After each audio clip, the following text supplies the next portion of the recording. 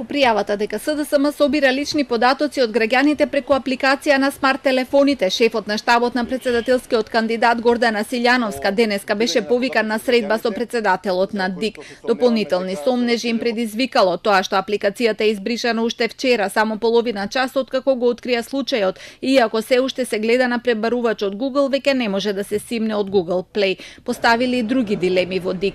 Дали има поврзаност помеѓу падот на серверот во Државната изборна комисија пред 20 на дена, во исто време кога СДСМ ја подготвува и ја објавува апликацијата на Google Play сервисот.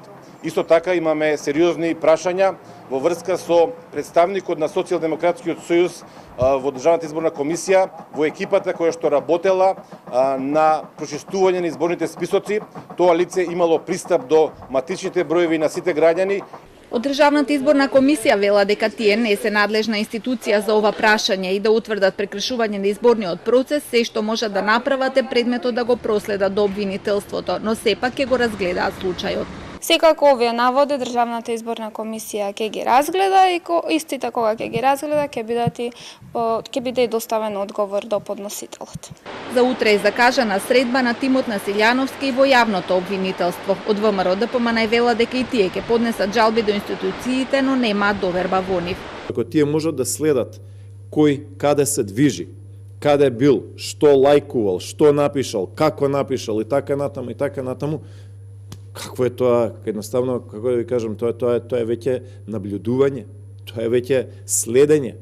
МВР денеска немаше реакција за случајот. СДСМ пак вчера негира дека постои таква апликација. Вела дека користат современ иновативен начин на водење на кампања, модел што е преземен од сестринските партии од Шведска.